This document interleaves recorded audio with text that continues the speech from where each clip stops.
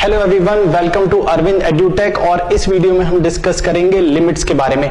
ये हमारा पहला वीडियो है लिमिट्स का, और यहाँ पर हम समझेंगे कि लिमिट्स क्या है और इसकी जरूरत क्यों है। सिंस ये कैलकुलस का पहला पार्ट है और बहुत सारे बच्चों को ये समझ में नहीं आता, हम कोशिश करेंगे इसको बहुत ही सिंपल तरीके से समझने की।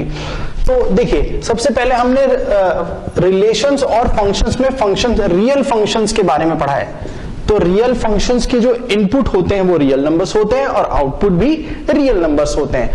लेकिन कभी कभी कुछ ऐसे फंक्शंस होते हैं जो एक सर्टेन वैल्यू पे डिफाइन नहीं होते। Sometimes a function is not defined for a certain value. जैसे कि आपके सामने ये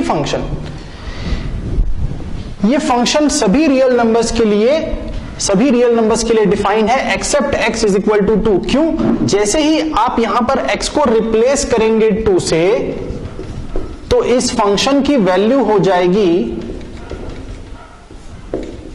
0/0। अब 0/0 एक डिफाइंड टर्म नहीं है, तो यहां पर इसकी क्या वैल्यू होनी चाहिए, ये एक प्रॉब्लम है। इस फॉर्म को हम बोलते हैं इनडिटरमिनेट फॉर्म।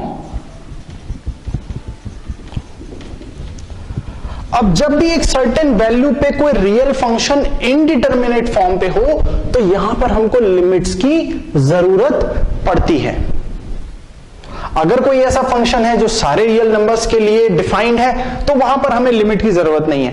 पर अगर कोई एक ऐसा फंक्शन है जो किसी सर्टेन रियल नंबर पर डिफाइंड नहीं है, यानी कि उसका फॉर्म एक इनडिटरमिनेट फॉर्म है, तो वहां पर हमें लिमिट्स की जरूरत पड़ती है। अब इस फंक्शन को आगे कंसीडर करते हुए कि क्योंकि ये तो 2 पे तो डिफाइन नहीं है, पर 2 के अलावा 2 से छोटी या 2 से बड़े नंबर्स के लिए डिफाइन है। अब 2 से बहुत छोटी मतलब 2 के बहुत नजदीक, जैसे कि 1.99 या फिर 1.9 या फिर 1.8, यानी कि 2 से छोटी लेकिन उससे बहुत पास का कोई नंबर। वैसे ही 2 से बड़ा पर 2 से बहुत पास का कोई नंबर।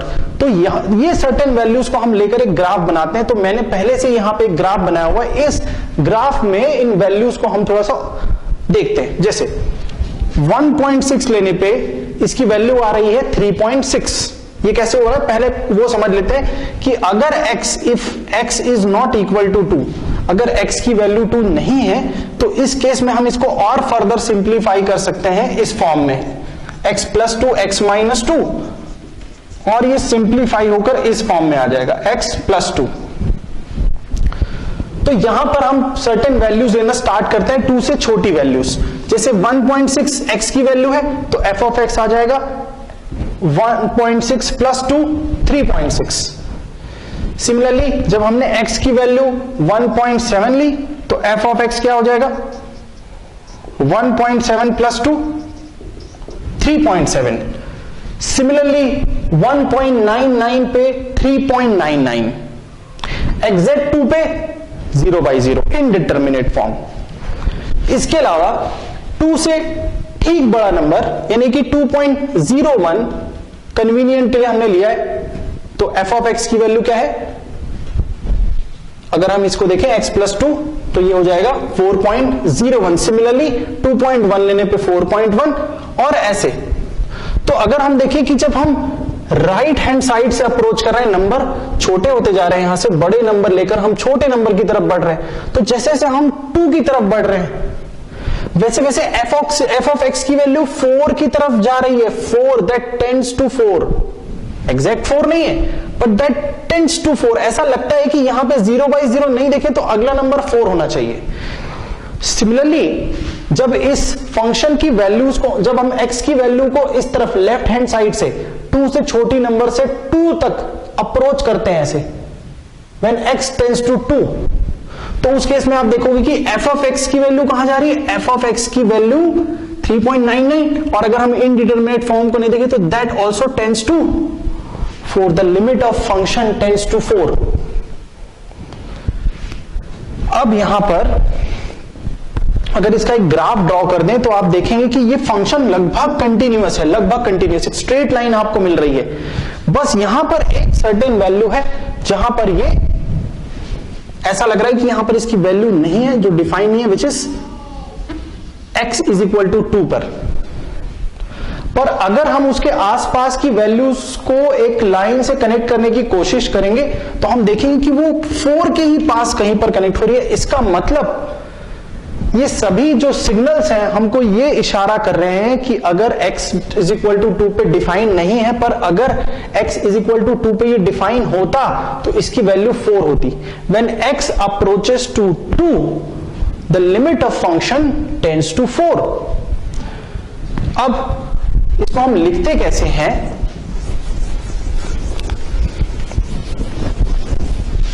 इसको हम लिखते ऐसे हैं, हम अगर बोलेंगे x अप्रोचेस टू 2 तो हम इसको x और यहां पर एक एरो बनाकर 2 लिखेंगे। इसका मतलब इसको हम रीड करेंगे x टेंड्स टू 2 या फिर x अप्रोचेस टू 2।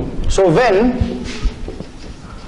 यहां पर एक माइनस का साइन लगाएंगे राइट हैंड साइड में ऊपर की तरफ, इसका मतलब हम लेफ्ट हैंड साइड से इसको अप्रोच कर रहे हैं, या जिसको हम बोलेंगे L। अभी हम निकालना सीखेंगे LHL RHL। तो f of x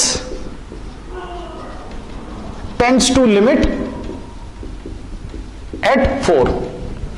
सिमिलरली जब x tends to 2 plus it means from the right hand side, then f of x limit of f of x tends to 4. okay, limit of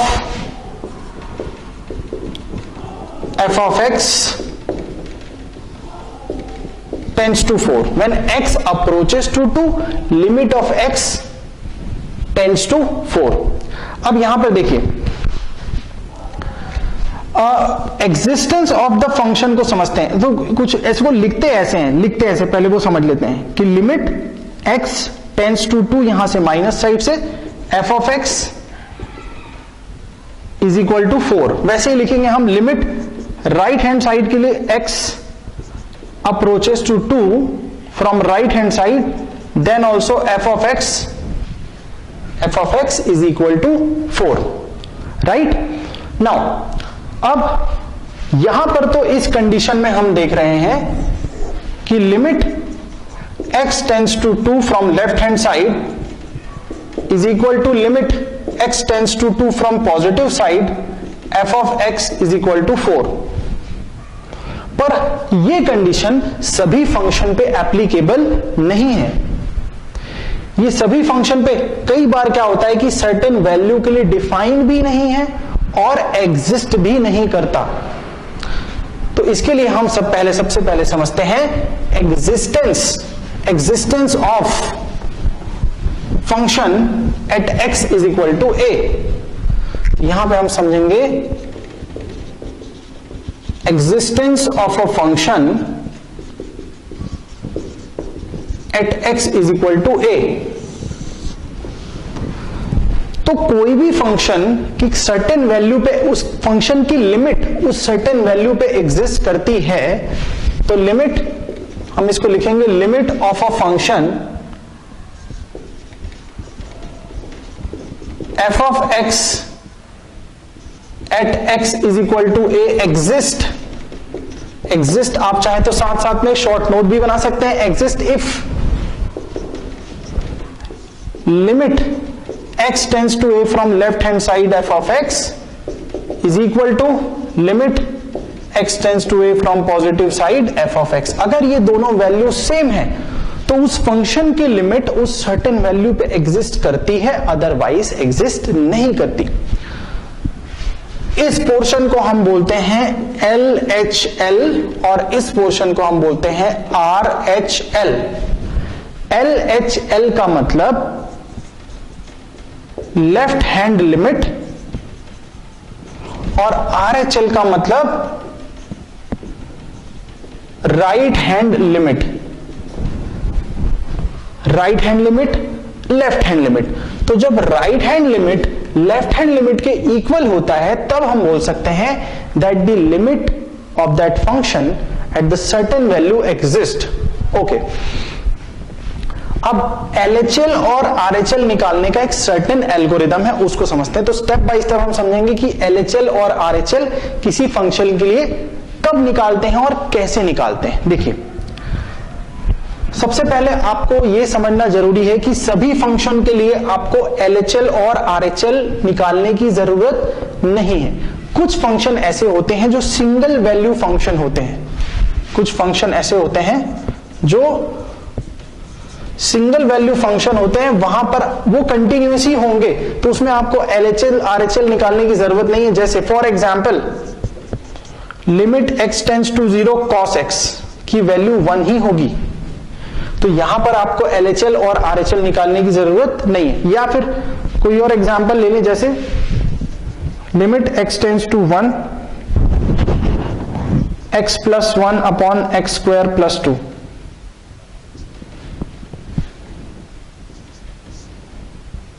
तो इसकी value 2/3 होगी, तो ये single value function है। तो ऐसे single value function में आपको LHL और RHL निकालने की जरूरत नहीं है। पर जैसे मैंने बताया कि कुछ फंक्शन जिसमें इनडिटरमिनेट फॉर्म आ जाता है, वहां पर हमको LHL और RHL निकालना पड़ता है। चलिए वो देखते हैं वो कौन से फंक्शंस हैं और वो कैसे हम उसमें उसको LHL और RHL निकालते हैं। तो इस एल्गोरिदम को समझने के लिए हम यहां पर एक एग्जांपल लेते हैं एक फंक्शन का। सपोज f ऑफ x कोई फंक्शन है, mod of x minus 4 upon x minus 4, right. अब यहां पे हमको at x is equal to 4 पे हमको इसका LHL और RHL फाइंड करना है। तो हमको देखना है कि क्या ये फंक्शन, अब अगर मैं exact x is equal to 4 रख दूं तो ये फंक्शन हो जाएगा 0/0। इसका मतलब this function is not defined at x is equal to 4। तो यहां पे हम सबसे पहले LHL यानी कि लेफ्ट हैंड लिमिट निकालेंगे at x is equal to 4 पे। नंबर 1, पहला स्टेप, पहले हमको लिखना है लिमिट x टेंड्स टू 4, क्योंकि LHL है यहां पे माइनस का sign, f of x is equal to x minus, अच्छा यहां से ये फर्स्ट स्टेप है हमारा। उसके बाद क्या करना है, उसके बाद इसमें x को रिप्लेस कर देना है h से, h से। तो लिमिट h टेंड्स टू 0 और यहां पे हम लिखेंगे 4 minus f of x, 4 minus h। अब आपके मन में ये क्वेश्चन बहुत बार आया होगा, आपको अपने बुक भी पढ़ा होगा, तो ये h है क्या? तो h क्या है, जैसे मैंने बताया कि भाई एक सर्टेन वैल्यू पे तो डिफाइन नहीं है, पर सपोज कि कोई स्मॉलेस्ट इंटरवल है जिसके बीच में वो नंबर लाई करता है। जैसे हमने देखा कि भाई 2 एक नंबर है, 1.99 और 2.01 के बीच में लाई करता है, ये फिर भी एक बड़ा इंटरवल है। h एक बहुत ही इनफाइनाइटली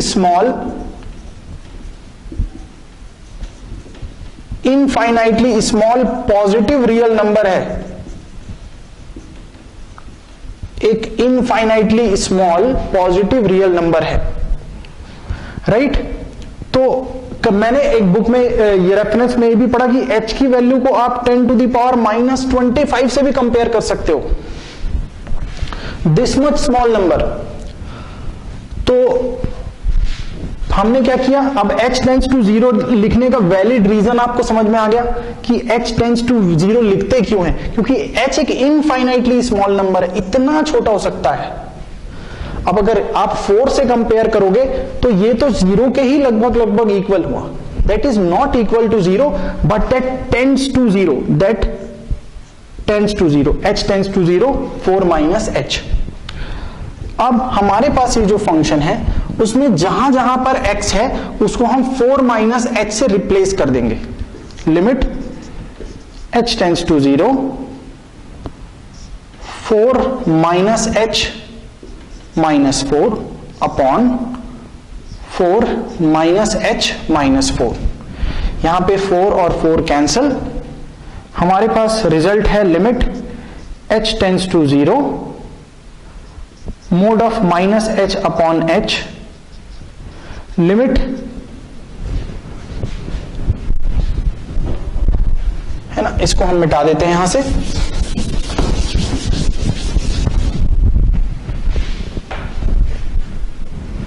तो यहां से हम लिख सकते हैं इसको लिमिट h टेंड्स टू 0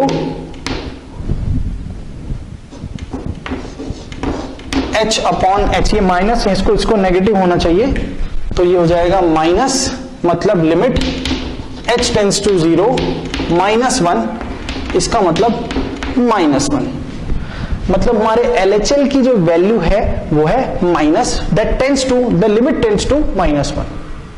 तो ये है LHL यानी कि लेफ्ट हैंड लिमिट निकालने का तरीका। वैसे यहां पर हम RHL कैलकुलेट करेंगे यानी कि right hand limit at x is equal to 4 पे।